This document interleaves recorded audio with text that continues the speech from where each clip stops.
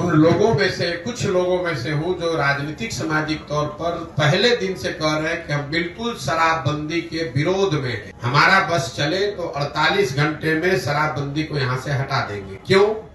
इसके 3 वजह है।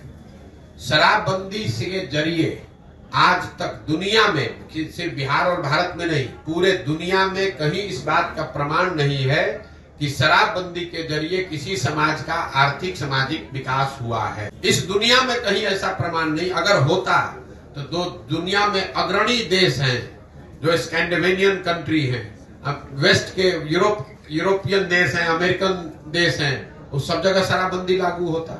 उन लोगों ने लागू क्यों नहीं किया? क्योंकि इस बात का कोई प्रमाण नहीं है। दूसरी बात, लोग ये बताते हैं कि गांधी जी ऐसा चाहते थे कि शराबबंदी लागू हो। बिल्कुल ये बात सिरे से खारिज करता हूं, गलत बात है। लोगों को भ्रम फैलाया जा रहा है।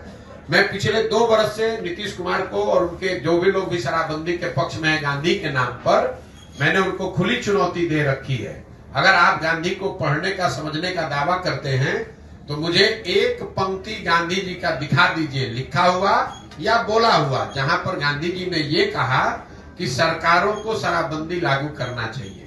गांधी जी ने ये नहीं कहा।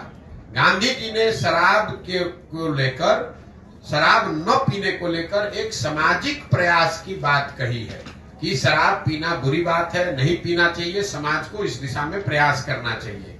उन्होंने ये नहीं कहा कि सरकार को कानून बना देना चाहिए। इसका एक आपको उदाहरण दे रहा हूं।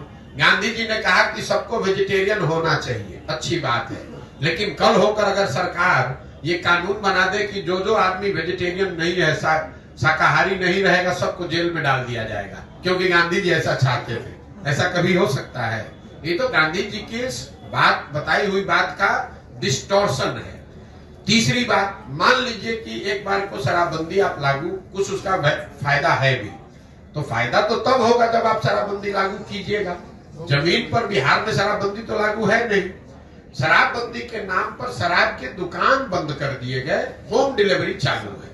तो आप देख रहे हैं कि दुनिया भर में अमेज़न है, फ्लिपकार्ट है, आप घर से बैठे बैठे ऑर्डर करते हैं, सामान घर पे आ जाता है। तो मैं 2 वर्ष से कह रहा हूं कि जो बिहार में शराबबंदी है, ये नीतीश कुमार का अमेज़न फ्लिपकार्ट मॉडल है, जिसमें शराब का दुकान बंद है और होम डिलीवरी चालू है। अब इसका जरा आप नुकसान समझिए।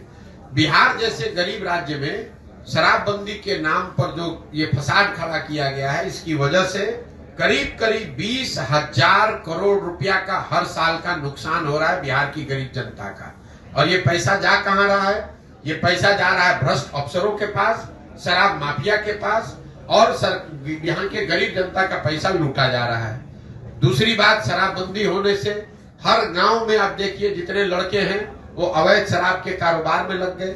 उनके हाथ में कट्टा, उनके पास मोटरसाइकिल, 2-4 बोतल इधर से उधर किया, 2-4 हजार रुपया कमा लिया। और सबसे महत्वपूर्ण बात, इसमें जिन महिलाओं के नाम पर शराबबंदी लागू किया गया, सबसे ज्यादा प्रताड़ित इसमें महिला ही है। जब से बिहार में शराबबंदी लागू किया गया है, तब से आंकड़ों के हिसाब से, सरकारी आंकड़ों के हिसाब से करीब 6,37,000 से ज्यादा केस रजिस्टर किए गए हैं। करीब 6.5 लाख केस दर्ज किए गए। इसमें 1.25 लाख केस अभी भी चल रहा है। और ये ज्यादातर केस, 2/3 से ज्यादा केस समाज के गरीब और पिछड़े समाज के लोगों पर किया गया है। वो लोग जब एक बार केस में पकड़ लिए गए शराबबंदी में, तो उनके घरों की महिलाएं, उनके बच्चे थाने में और कोर्ट में दौड़ रहे हैं और लोग जेलों में सड़ रहे हैं। जो पैसे वाला है वो शराब का धंधा कर रहा है, इससे पैसा कमा रहा है, और जो गरीब आदमी है वो शराबबंदी के नाम पर पुलिस प्रशासन उसको परेशान कर रही है। और जो गरीब घर के बच्चे हैं वो मजबूरी में अवैध शराब के कारोबार में लग रहे हैं। पहली बार बिहार में पिछले 2-4 वर्ष में हम लोग देख रहे हैं कि ये स्मैक और अलग तरह के चीजें शुरू हो गई, जो शराब के नाम न मिलने की वजह से। और जहरीली शराब से जो मृत्यु हो रही है वो अलग है। हर पंचायत में आपको हर 2-4 दिन में कोई ना कोई घटना ऐसे सुनने को मिलती है।